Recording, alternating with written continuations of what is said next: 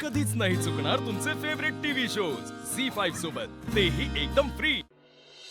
नाही नको थांबा आईसाहेब, मला नाही वाटत आत्ता लगेच आपण तडकाफडकी निर्णय घेतला पाहिजे। लगेच शाळा बंद करायला नको आपण, जरा वाट बघूया की। सगळी शिक्षकांच्या नोकऱ्या वगैरे आपल्यावर अवलंबून आहे, शाळेवर घरदार त्यांची सगळी शाळेवर अवलंबून आहे। अहो त्या शिक्षकांच्या घरादाराचा विचार करत बसलो तर आपलं घरदार इकायची वेळ येईल हो। ते बघून घेतील आपलं काय ते। मग आता पोरांच्या परीक्षा आल्यात तोंडावर नेमक्या, मग आता एवढी काळजी त्या शिक्षकांना असती तर त्यांनी त्यांचा खर्च जरा कंट्रोल मध्ये ठेवला असता का नाही? शाळेचा फायदा बघितला असता, पण त्यांना काय नाही, त्यांना फक्त आपला पगार येळेत मिळाल्याशी मतलब, बाकी कामात कशाला कोण लक्ष घालतंय? नाही पण असं नाही, बाकी सगळी प्रामाणिकपणे काम करतात तो शिक्षक। आणि मास्तरीनबाई तर एक्स्ट्रा ट्युशन वगैरे घेतात, लय धडपड करतात। आधिपती त्या मास्तरीनबाईंनी तुम्हाला काडी मोडाची नोटीस पाठवली तरी पण अजून तुम्ही त्यांचीच बाजू घेताय हा? बाजू नाही घेत, पण हे तर खरंच आहे, खरं आहे ते सांगतोय। आम्हाला नका सांगू काही, कारण आता आमचं ठरलंय, आम्ही शाळा बंद करणार म्हणजे करणार। तेच मी म्हणलं की नाही तुम्हाला, हे दोन्ही वेगळे विषय आहेत। आपल्या आयुष्यात काय होतंय त्याचा आणि शाळेचा तसा काही संबंध नाही ना। पण त्यांचा आहे ना शाळेशी संबंध, त्यांना जर का शाळेबद्दल काय असतं तर त्या आपल्याशी असं वागल्या नसत्या। आता शाळा टिकवायची तर या घरच्या भल्याचा विचार केला पाहिजे, एवढं साधी गोष्ट त्यांना कळत नाही वय। तुमचे वडील त्यांना एवढे समजावायला गेलते, काय झालं, आले हात हलवत परत। बास झालं आधिपती, बास। त्या सुनबाईंचा सगळा जीव ते शाळेत अडकलाय ना व, आता नाक दाबून त्यांचं तोंड उघडणार आम्ही।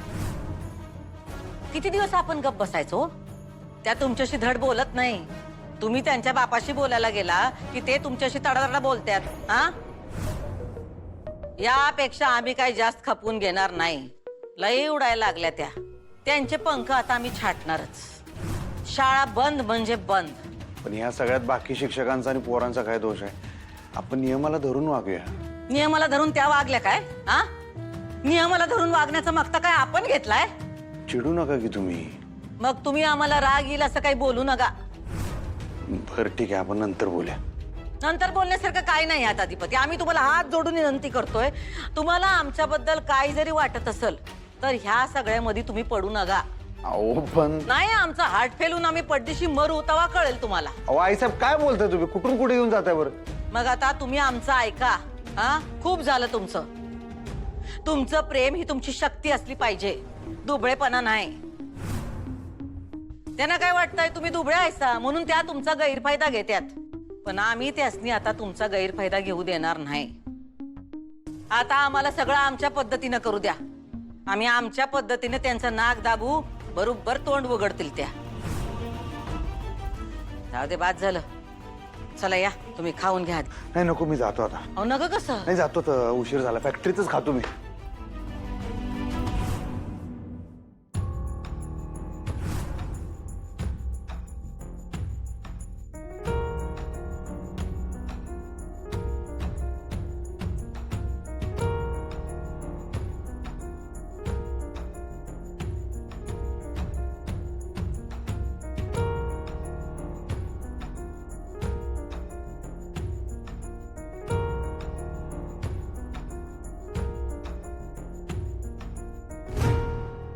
मी काय म्हणतेय,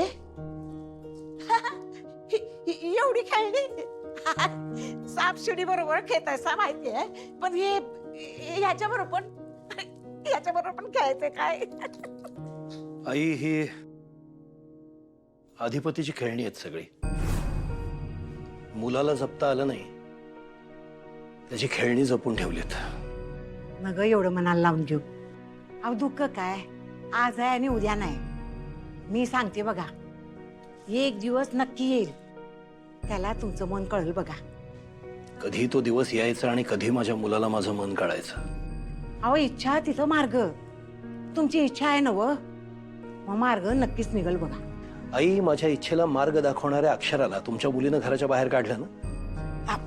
विसरलेच बघा, अहो तेच विचारायला आले होते मी, तुम्ही सुनबाईसनी आणायला गेले होते ना व, मग बरोबर का नाही घेऊन आलात तिला?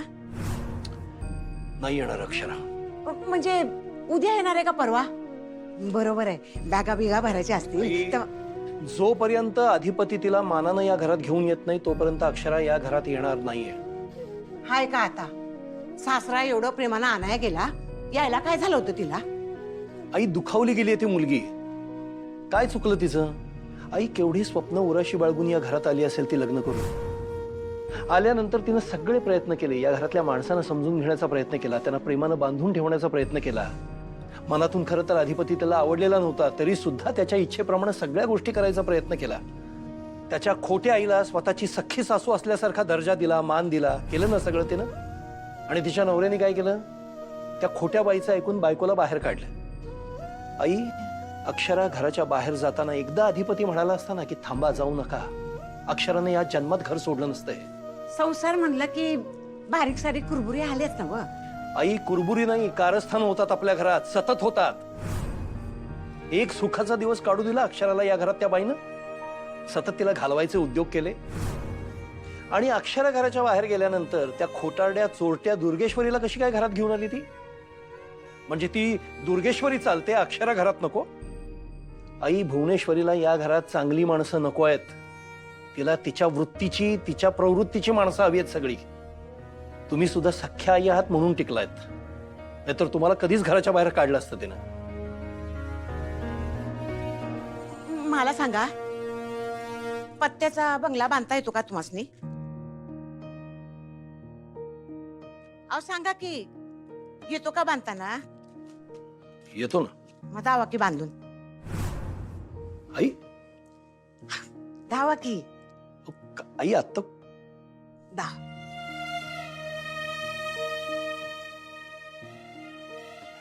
काय तुमचं चाललेलं असतं?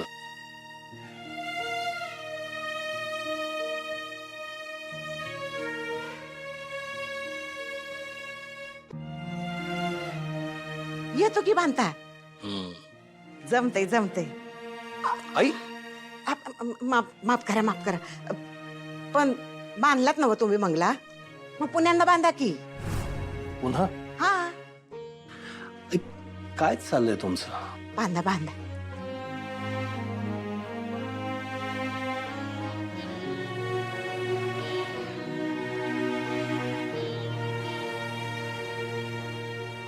खरंच जमतंय की. मग असंच आपलं खरं घर बी बांधा की. फकस्त भिंती न घट, नात्याची इणबी घट करा. अहो करते आहेसा तुम्ही या घरचे, तुमच्याशिवाय कोण सावरणार ये घर? यो बंगला माझ्याकडून पडला की नाही, तुम्ही तो पुन्हा बांधलात.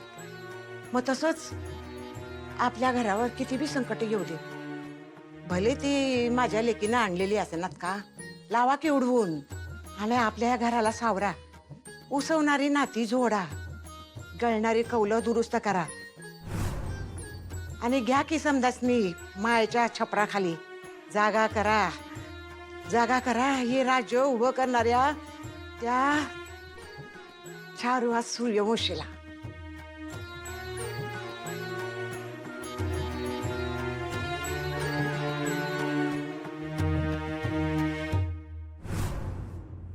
झी5 ॲप डाउनलोड करा आणि पहा सर्व एपिसोड्स एकदम फ्री.